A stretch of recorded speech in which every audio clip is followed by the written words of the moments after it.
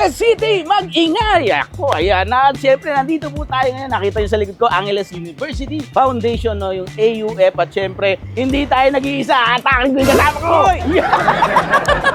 Welcome back sa Angeles City, mga Noy. Ayan, mga Cubs natin, no? Cubs, yes, kasama pa rin natin. At ngayong araw na to, saan tayo papasal, Chess? Meron tayong pupuntahan na literal na nakatago talaga dito Uy! malapit sa school ng Angeles University Foundation. Ito ang mga suki ng mga estudyante, Dito. mga kolehiyo, kolehiyala, maraming nanonood na mga taga-Angeles. Sigurado ako kung nag-aaral kayo dito, alam nyo tong sinasabi namin, pork chop. Sabi mo, Chess, ha? Literal na nakatago pero hindi na natin itatago dahil susugurin na natin, Chess. Tara! Huwag na natin i-gatekeep. Tara na! Let's get it on!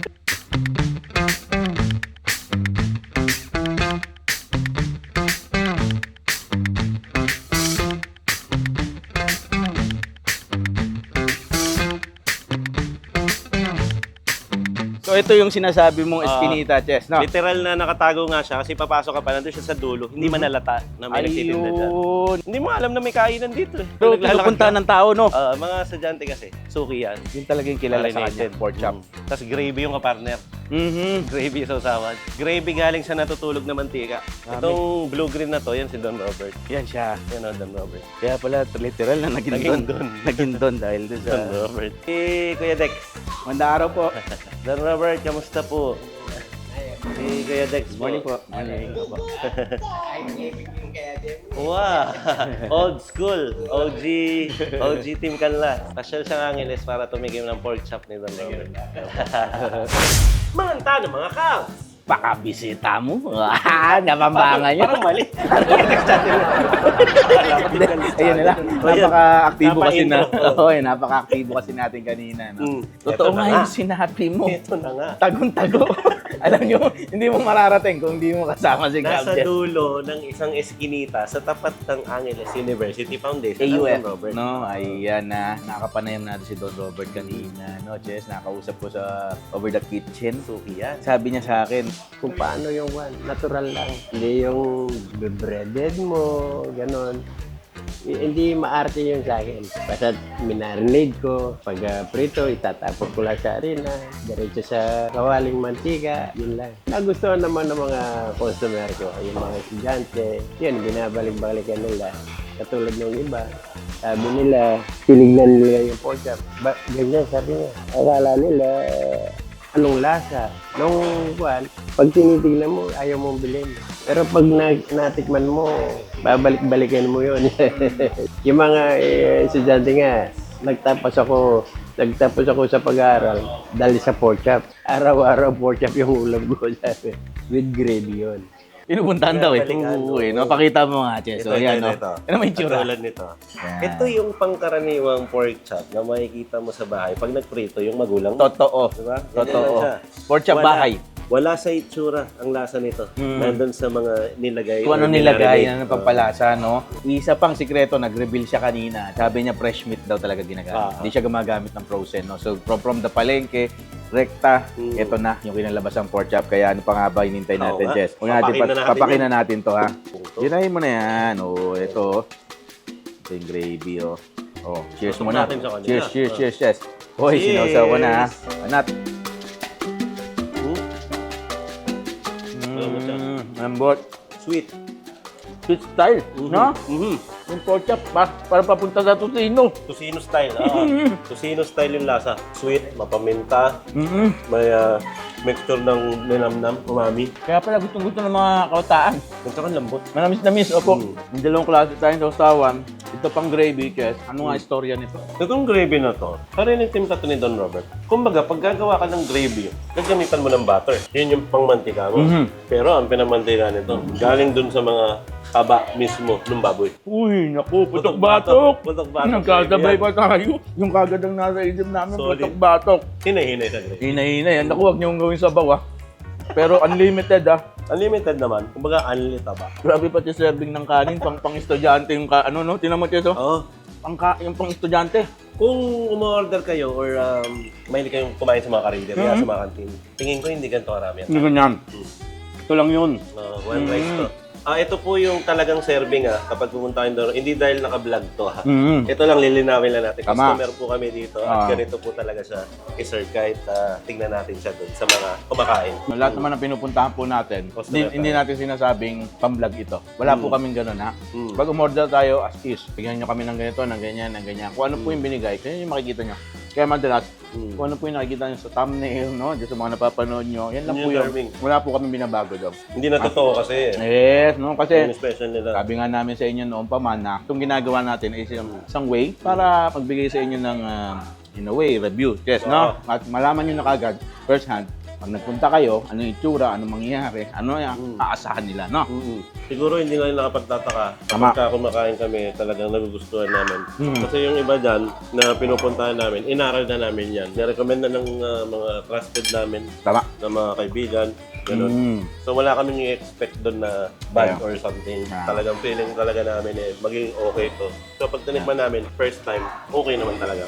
Siyempre, no? Tinutulungan naman natin. Sumusupport naman tayo sa ito yung mga negosyo, no? Kaya maaaring naririnig na Chess na minsan hindi naman natin sinasabi masarap. Minsan masarap talaga, no? Iniiwasan ko rin magsabi, kung Ah. napapansin nila, lalo na sa vlog ng Tinggalas, hindi ko sinasabi yung word na masarap. Napakadalang lang. Kapag nagulat lang talaga ako. Pag masarap talaga, di ba? Kasi ang term na masarap, kumbaga ano yun, depende sa tao. Pwedeng masarap siya sa akin, sa'yo hindi masarap. Totoo. Yung masarap para sa'yo, hindi masarap sa akin. At ganun lang talaga eh. Marami na po tayong na picture.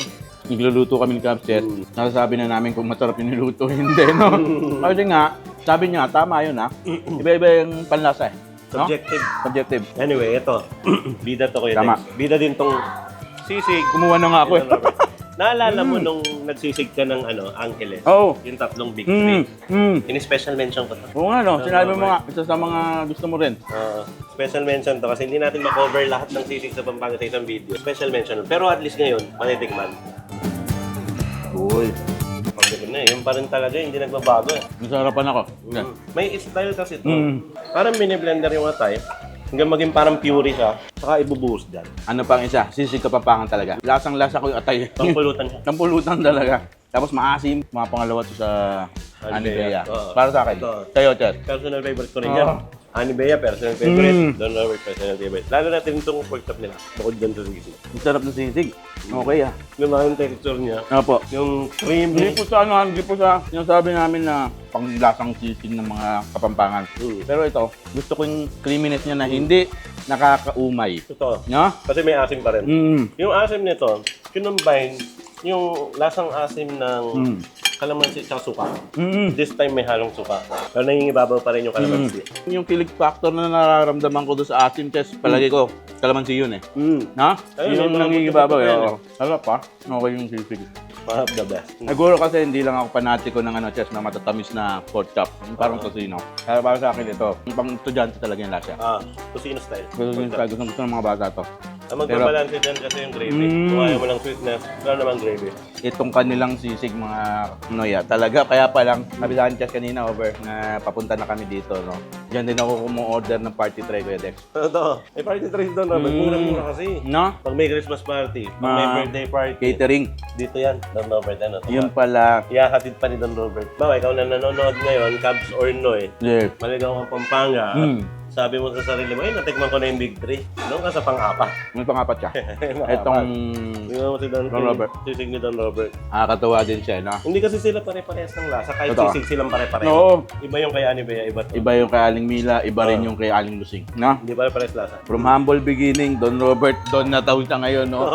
Roberto Manlapas, ha? Kasi No? maliit na bahay lang to dati. Open lang siya. Tapos nagtinda Yung ng tumak na, pagkain. no? Kasi sabi ng mga estudyante kumakain dito, magiging Don ka pagdating ng araw, no? Ako hindi na inalis yung salitang Don Robert, no? Tama-tama yung Don Robert. Meron tayo si Mokong sa si Bugul. Yung mga, alam pa po yung palabas na yun. May matanda na yung reference natin. Over the bakod. Over the bakod. Over the bakod. Ayun, nako. Ito na naman pong food adventure na pwede niyong puntahan dito. Travel for food tayo dito. Na locally lang, no? Dahil gusto namin, kung ano po yung pinuntahan namin, nabisita namin. Nako, might as well kayo din po makapasyal dito, no? Nabaylan. From Manila, saglit, isang oras nandito ka na. Angeles City, no? Yan. Hayaan niyo po nga mga video na to, video namin at video ni Kuya Des, ay maging tour guide ninyo Oh, kapag nanonood kayo ng YouTube at pupunta kayo dun sa lugar. tama po yan. At sa mga natatakam, naglalaway habang kumakain kami dito, no? Actually, off-cam, na mapapansin nyo, kumakain pa rin kami. Dahil kami po ay mga foodie talaga. At pinapanindigan talaga na. Pinaninindigan namin na foodie kami at mahilig po kami kumain talaga ni Cubs Chess, no? Gusto na lang namin pasalamat sa inyo po, no? Sa pagsama nyo naman sa isang araw na ito, sa isang episode na ito, sahan nyo, no? Mas marami pa kaming episode, lalo po ngayon na dalawa na kami nag-explore ng mga lugar, no? Kung saan Travel nakakapag-travel po kami, makikita nyo, mapapasyal namin kayo. Baka isang araw, kayo naman po ang magpunta doon sa lugar na yon, no? Support local, food tourism, turismo ng Pilipinas, buhayin po nating muli, no? Blessing para sa inyong lahat at pagpapala, malayo sa sakit, no? Ako po ang inyong coach, Kuya Dex, kasama pa rin si Cubs Chess! ayun, no? Isang malaking puso at pagmamahal para sa kanila, Jess. Bye-bye! Salamat! Yun, no? Cubs! Kain muna! Ay! Naman, kakain na naman tayo. Sisig! Kinain natin sisig. Masarap talaga yung sisig. No?